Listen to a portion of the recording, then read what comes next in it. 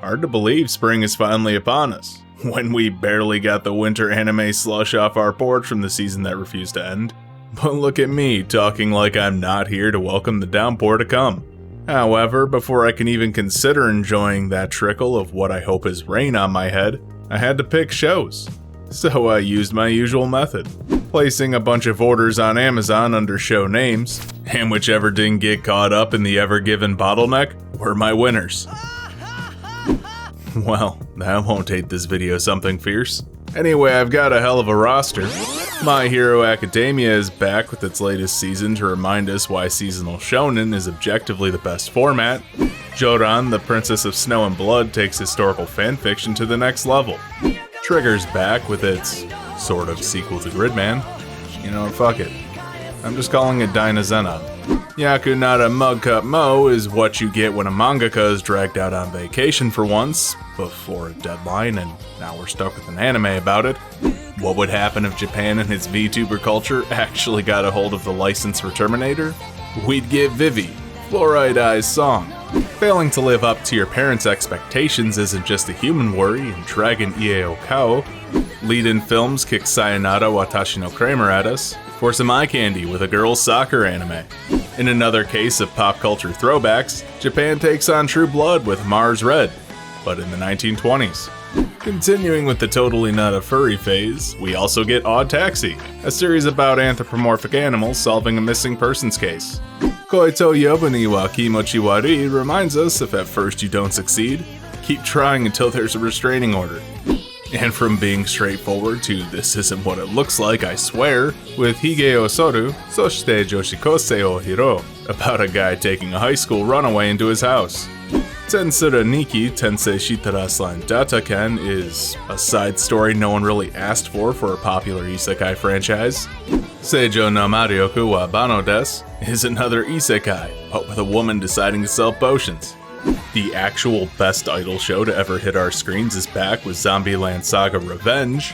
In case you missed the fake demon lord seducing women while stumbling his way through quest dialogue, Isekai Maoto Shokan Shoujo no Dore Majutsu is back for season 2. Blue Reflection Ray's description offers nothing for me to riff off of, but I'm placing my bets on Magical Girl School, why not? It's not like this video comes out after it airs. Another day, another isekai. This time with Slime Taoshite Sanbyakunen Shiranai Uchi ni level max ni narimashita. About an overworked office girl finally getting a vacation. JC Staff gives us a grim look at the fairy tale universe with Eden Zero. And lastly, the meme is finally real with Ichida Naide Nagatoro-san finally getting an adaptation. Well, I've got a hell of a roster this season, so let's get down to it. Starting things off with My Hero Academia. It's the 5th season of this, so if you're into shonen, you're probably already watching it. This season picks up right after Endeavor's defeat of the Nomu. Here we're seeing Deku coming into his own as a hero more, but the arc this time around is focused on the villains, at least later on, and showcasing their growth as both a threat and characters, which is a lot to look forward to, especially since Shigaraki is incredibly bland as an antagonist to Deku. So seeing his past and a massive shift in his character is a welcome change. If you're not watching this by now, quit slacking and check out one of the better shonen battle shows to come out in recent history. Next up is Joran, the Princess of Snow and Blood. Japan is having a field day with alternate history this season. In an alternate timeline where the shogun never gave way for the emperor to rule Japan again, there's a weird blend of technology, mysticism, and Meiji-era culture. But the story here follows a girl who works for a government organization that's basically the secret police, and thwarting an assassination attempt, of which is being perpetrated by the people who killed her family. So a story about revenge, superpowers, and action? Sign me up. The line work is super nice, giving a neat look to the series. Looking like brushstrokes with almost watercolor fills, it gives it a distinct identity to help it stand out this season. Well, it would if that was for the whole series, but unfortunately this is just for the fight scenes. The normal animation quality is sort of all over the place. Bakken Record is fresh on the scene, doing this and a movie this season, and I think their resources might be spread a bit thin on that front. The bog standard revenge plot here might sound dull, but can the setting and battle salvage that? I'm cautiously optimistic having seen the first episode, because it has a nice aesthetic to the world. How about we look at Trigger's offering this season with Dynazenon, the follow-up to Gridman. So some kids meet a guy who claims to be a kaiju user. Pretty sure that's a phrase in common enough English usage to not justify clarification. And like magic, a kaiju appears, which means the core cast is pulled into the thick of it to fight in a giant robot. That sounds super simplistic on the surface, but the studio has a tendency to use those nostalgic simple plots we'd often see on Saturday morning cartoons as a launching pad for deeper, more complex stories. And speaking of, the lack of exposition as the story takes place before our eyes is sadly refreshing for the start of an anime. It lets the audience get into the series, rather than explaining the series to them, which is always a welcome method. As I've already mentioned, this is Trigger's work, though you may not notice due to it not utilizing Imaishi's unique style the studio has almost become synonymous with. But that's not to say it doesn't look damn good, because it most certainly does, with fluid character animation, camera work, and a strong visual design that makes the cast pop. Though I can't deny it has just the right amount of cheese to make it enjoyable. I'm not big into mecha, but this is certainly worth a watch. So let's look at something laid back with Yakunara Mug Cup Mo. This one's a bit plain, but relaxing. With a high school girl moving from Tokyo to the Sticks, an area known for its ceramics, finding that the town ain't so bad as she learns pottery and hangs with friends. So this is basically your Hidamari sketch sort of deal, of cute girls doing artsy things for cute moments. But can the series hold your attention with just that? Luckily it's only half the runtime, so while it's slow paced, it doesn't overstay its welcome. Half HP Studio is handling this full-time on their own. I stress that because they're usually working closely with Lurch, but their work isn't bad. Bland, yes, but not bad. It's a relaxing watch, especially if you're looking for some cute, lighthearted stuff with a bit of culture. Slightly recommended for fans of slice of life. Let's look at something more on the weird side. Vivy Fluorite Eye's Song. A story about an AI at an AI-themed amusement park who sings, but the park is still declining in popularity. So the next logical thing to happen is another AI comes from the future and is there to help her prevent a human-AI war in 100 years. This one sounds like it should be sorta goofy, but from the dead bodies juxtaposed with upbeat Vocaloid music in the first few seconds, that sets the tone pretty quick. Oh, and look at that, you thought you were settling in for an idol show with Hatsune Miku as the star. Aside from the strange pitch, the path to how this one AI is the key to the AI rebellion is the main mystery to hook the audience in. I want to see how that resolves. Plus the sort of underlying message of purpose and breaking through to one's goals is something you can get invested in a literal robot of a protagonist. But the look here is pretty bland, with typical designs you could see in any anime.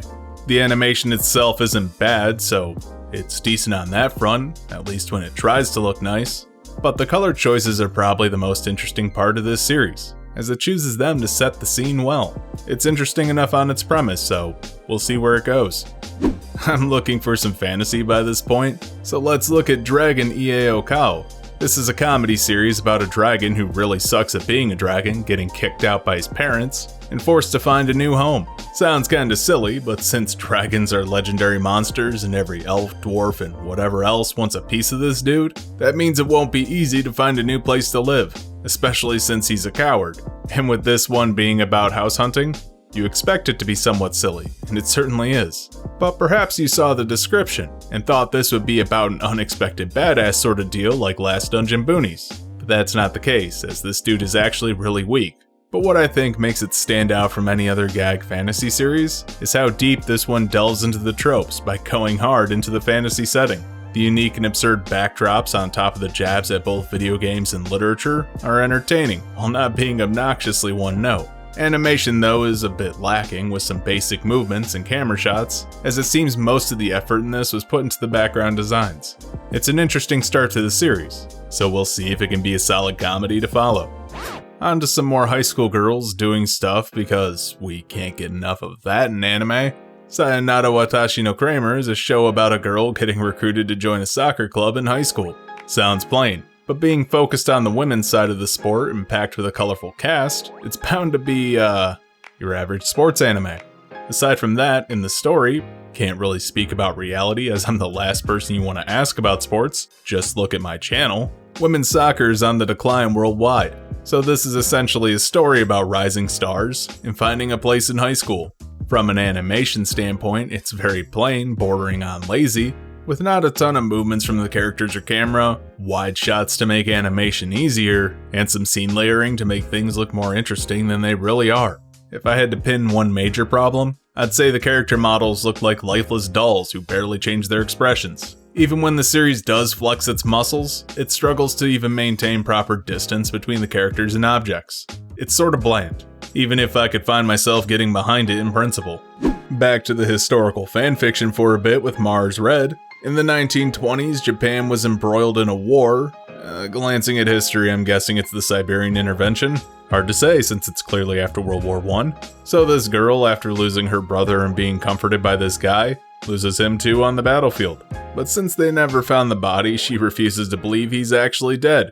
Which is fortunate, since he was attacked by a vampire and is now one himself. Bad news is, now he's been drafted into a special forces unit of the Japanese government tasked with killing other vampires, and his girl crush keeps popping back into the picture as an investigative reporter. That's a hell of a setup to throw at the audience first thing.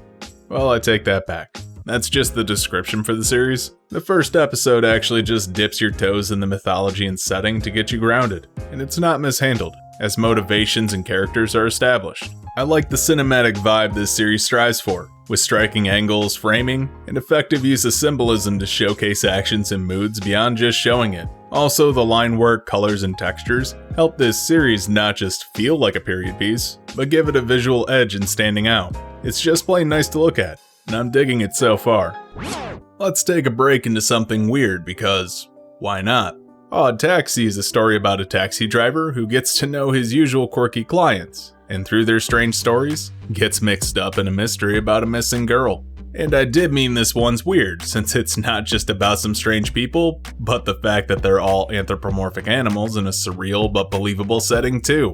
I like the fast-paced comedy, the quick way it establishes characters while building intrigue for its premise, and the mystery elements this series teases throughout the first episode. It's refreshing to see this taken with some level of seriousness on the part of the studio. This series feels like something you'd catch late night on Adult Swim, and it's the type of show that you get really into, but you're not sure if anyone else is watching because it's just so unique. Almost like it speaks to you on an individual level. And the art direction for this series is about as striking as the plot is. The line work and almost scrapbook sort of patchwork for the background, as well as the framing, gives this a strong sense of self. One of the studios behind this, Pix, has a hell of a track record with this sort of artistic look, and I'm vibing on this show pretty hard. Recommended for sure. Are you ready to get slapped with a restraining order with Koito Yobu ni wa Kimochi Warui? Well, I hope not. Anyway, this sort of man-slut of a businessman ends up falling head over heels for his high school-age sister's friend. Yeah, we're in for one of those. As he keeps approaching her to profess his love, she's rightly disgusted. Rinse, repeat, and get a decent rating on my anime list. Luckily, this level of cringe can be justified by the comedy tag, and cringe is a pretty apt word for it. I tend to like comedy that isn't repetitive, and this is the definition of that. I'm not feeling the jokes here, and the storyline is a little too disgusting to be tolerable, probably because it's completely one-sided, unwanted, and reinforces negative stereotypes. A wealthy 27-year-old pursuing a middle-class 17-year-old relentlessly and almost masochistically is creepy. In terms of its presentation, however, I'm partial to this style at least. It's the right blend of flowery imagery used in romance anime and simplistic cutaways from comedies, mixed with soft line work and colors that look like a painting, at least gives this one a creative edge. I'll give it a bit longer before I make a call, but I'm not really feeling this first episode. Oh shit, did we lose it? Oh, must have just been an ad break. Well, unless you're using an ad blocker, in which case you didn't see it. Thanks for that. From a brewing civil case to one that will definitely lead to criminal charges if left alone, let's take a look at Hige o Soru, Soshite Joshikousei o Hirou. So our main guy has been trying to get with his coworker forever, and when she turns him down because he vaguely asked her out and then invited her over only to learn that she's dating someone else already, he stumbles home drunk and depressed. There he meets a high school girl sitting in front of his house, and she asks him for a place to stay, offering her body as payment. But this dude isn't a scumbag, so he refuses and just lets her stay at his house doing normal chores to pay her share. So thus begins our story about an adult man and a young girl. The reason I'm cutting this one some slack is it's not trying to be gross with an adult hitting on a high school girl. It's the opposite, with an adult doing the somewhat right thing and looking after this troubled girl while she helps him get over his heartache. It may be tagged romance, but the cast isn't thrust into this one right off the bat, nor is their relationship even hinted to be romantic thus far. So I'm invested in their struggles and the characters, which is what's keeping me around. For animation, I'd say it's well drawn and mechanically it isn't bad. It just lacks a striking identity, so it looks like any other anime out. That's not necessarily a negative, but means the story will have to work that much harder to really be a standout, which could certainly happen, since I'm digging this one from the start. I don't really know what to say about Tensura and Nikki besides it exists. So this is based on a side story manga written by the author of the light novels and manga. That probably doesn't deserve a full runtime anime, but is getting one anyway. This is all the slice of life stuff for the franchise that was already pretty laid back and had borderline slice of life elements already. Though I will admit, this is more comedy focused, and certainly the humor hits more than the main series did at least. I'm a bit confused as it's by the same studio, but they went out of their way to do a different art style while being close to the original series. I don't know, maybe it's just the line work and the punchy 4-coma editing? Hard to say. Anyway, if you're a fan of Tensura, this will probably keep you occupied until season 2 wraps up in the summer. Next up is yet another isekai with Seijo no Maryoku wa Bannou desu. In this one, a 20-year-old office worker gets whisked off to another world where they summon and revere saints. However, this time they accidentally summoned 2 instead of 1, and she's sort of the least favorite. Which means she's freed up from the typical hero destiny that's usually placed on these poor saps sent to the other worlds. I think I'm tired of the whole isekai adventure thing, and I'm ready for a slice of life one. And by that, I mean a series that not just everything gets dropped on the protagonist's lap, but they're living a pretty normal life. And selling cosmetics and potions in another world seems like it'll scratch that itch. This is the sort of series that would normally just rush into the other world and within a few minutes already have us settled into the main premise. And seeing the studio took this one more slowly and sincerely was a welcome change. Not to mention there's an actual plot with the potion making. Hooray! Decent animation, nice, vibrant colors, and some varied shots make this series pop more than it could have. And on top of that, paired with its premise, has me liking it already more than most other isekais. Check it out if you're looking for a different sort of isekai this season. I don't know if I can stress how ready I am for this, but Zombieland Saga is finally getting its season 2. This is probably one of my favorite idol shows, by not just meshing a quirky premise of previously deceased idols, actors, and legendary figures getting brought back to life as undead monstrosities, and put on stage for their last shot of making their dreams come true with compelling character motivations, unfinished business, and even pairing that with some off-the-wall slapstick that uses those to great effect. The series is just plain amazing, and I'm happy to see it's returned after 2.5 years to give us the long hoped for season 2. Picking up after the big show ended in the previous season where their careers were on a massive upshoot, they crashed hard with the show no one attended and plunged the group into debt, so now they're reworking their way back up to the top, in a literal sense, by working actual jobs. The humor hasn't stopped, and the setback is entirely in the spirit of the series, while still keeping within the theme of second chances. So is season 2 worth the hype? Absolutely, though I'm probably biased. Well, that was a blissful escape from isekai for a moment before getting back into it with Isekai Maoto Shokan Shoujo no Dore Majutsu Omega, or to all you English speakers who probably know it more by its proper name, How Not to Summon a Demon Lord, which is back for season 2. If you missed the harem-filled wankfest of a powerful demigod player character in a world of low-leveled NPCs, it's here for more. I don't know where else this series plans on going since he's already tamed an actual demon lord in season 1, so I guess they're fighting the church now. I wasn't super into this series, but since I watched it recently for another video, I might as well check out season 2. That's where I'm at, aware this has a fan base, and pretty much recommending it to only them. Next up is Blue Reflection Ray. So a super positive girl meets an awkward introvert who wants some friends, and that'll change the world. That's literally all the description tells you, so you're gonna have to check it out to see if you're interested, or watch my video and have me shit on it for a minute or two before ultimately saying it's okay.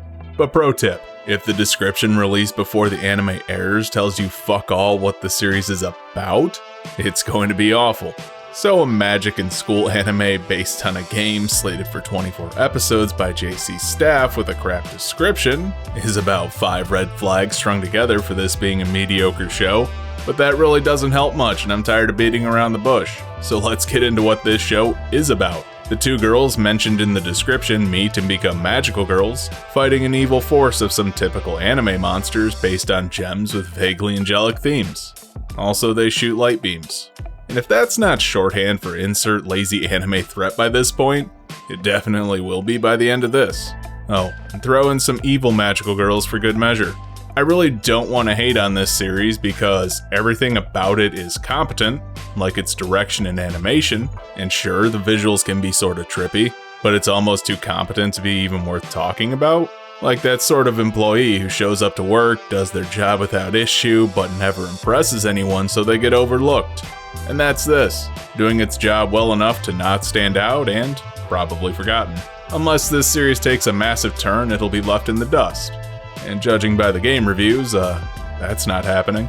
Watch if you like magical girl anime, are a fan of the game, or are just bored.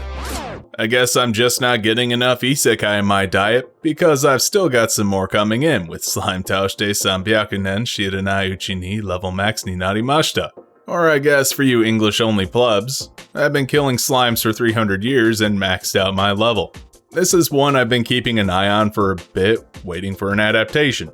I don't really know why, but I kept seeing it when doing research on isekais. It's another gag isekai where the main character, I don't know if you saw in the title or not, spent 300 years beating slimes after dying from overwork at the tender age of 27.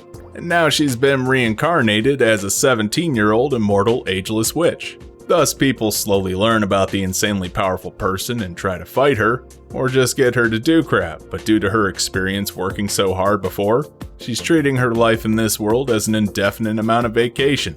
This hits pretty hard with the silliness right off the bat, using the fairy tale aesthetic of a storybook to summarize the main character's death, and God using a magical girl incantation and staff to reincarnate her. And it works. I enjoy the gags and the slow pace of the series. Just taking everything easy, you know? Animation is sort of all over the place in terms of style and quality, but with the subject matter, it doesn't need amazing Saga all the time to keep my interest. Especially since the humor is what I'm here for, and the gags carry most of the weight. Pretty easy to recommend to people looking for something fun and funny this season, even if they're not into isekai.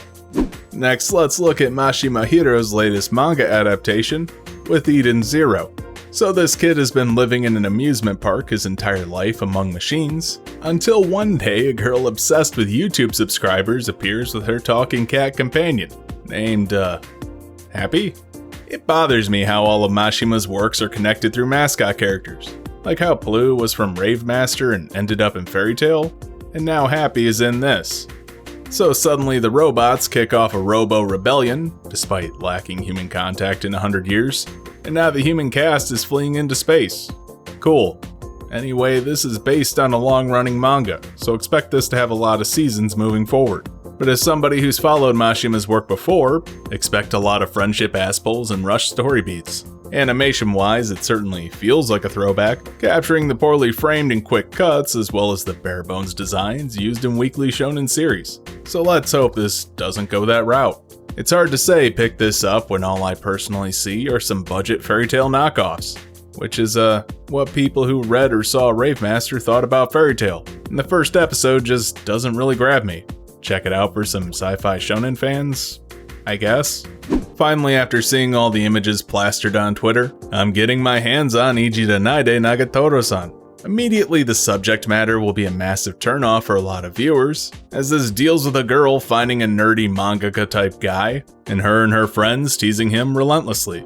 However, a silver lining here, a friendship blossoms from this uneasy relationship, and maybe more down the line since this is tagged romance. Humor-wise, it's cringy as hell, but that's entirely the point, and longtime viewers know I usually hate that. But here, I'm not disliking it, and it has a lot to do with the framing, as we're not meant to sympathize with the guy. Like how he gets dressed down verbally for his cliched as hell romance in the manga he's drawing, by showing him how absolutely cringy it is. And that's the effective use of cringe humor right there, by using it to critique the characters or storytelling tropes. Right there, that's this franchise's way of telling you it won't be using those tired sort of cliches. Though, this does go straight into Weird Town with how masochistically the dude acts, clearly showing some sort of satisfaction from all the abuse he's getting. Anyway, the studio here is doing a great job by capturing the humor and visual pacing of the manga, while keeping the series looking decently good throughout. Comedy anime doesn't usually have decent looking stuff because the jokes and timing are more important, but this one does have some actual Saga in it, and that's nice. If you were looking forward to this adaptation, I don't think you'll be disappointed, but for your regular viewers, you may feel like you're watching something raunchier than you actually are. It's got my recommendation. Well, I'm a bit stumped, because I'm lacking the sort of shows that make people look at me with disgust when they find out I'm into anime. You know, the ones you instinctively hide merch of when company comes over. But decisions, what should I take? Oh hey, it's been a while since I've used that tired gag, so why not dust it off, right? Wheel of depravity, turn. Show me the series that I should spurn. Yep, it certainly delivered. Osana Najimi ga Zettai ni Make I Love Comedy is an ecchi harem anime packed full of hot teenage anime titties with faces attached. And just like that, most of my fanbase is drooling like the desperate degenerates they really are. Plot-wise, it's your typical revenge story with a guy who has a crush on his school's star attraction and published author who seems to show some interest in the main protagonist. However, things aren't as rosy as he thinks, since she's got a boyfriend apparently, which leads to the respectable childhood friend neighbor girl to offer her services to make her jealous. But unlike the typical story where that's all a ruse, she's clearly got the hots for him and he's well aware of it, since she's confessed to him already. So thus begins our love comedy. Fucking kill me. The comedy in the genre namesake here is incredibly light, predictable, and has a wind-up time on par with Pluto's orbit, taking all the punch out of the rare punch lines. But at least it can hit the emotional element when it wants to, which is keeping me, at least, somewhat interested in this. The animation for this is pretty standard, even on the lower end of the strata, by picking some strange moments to use its budget for Sakuga. Even the framing feels clumsy at times, favoring symmetrical layouts or using way too much empty space. Did I mention that this was Dogo Kobo and I expect better from them as a rule? Even when they half-ass their stuff, it's usually still decent, but this feels abysmal by their standards. I can't say it's good or if people are hyping it up because the childhood friend actually has a fighting chance this time, but it's certainly a pretty bad rom-com, so check it out if you're addicted to those. Thank God that's over. We've got our first dose of spring 2021, and we've yet to see what the price for going back for that second hit is. Things aren't as good as they have been in recent seasons, but I'm not disappointed because there's still room for growth. And some shows I wasn't thinking would be worth the watch turned out to be, so we've already got some surprises in store. But tell me your thoughts on this season. I'd love to hear them. Anyway, that's it. You've made it to the end of the video. Don't forget to like, comment, subscribe, share, and do all the other YouTube stuff to help the channel grow. You can also check out my Discord with a link down in the description, and if you really want to support me, you can head on over to my Patreon and pick up some extra perks. And speaking of Patreon, I'd like to give a special thanks to Nadeshiko for their continued support. Thanks for watching.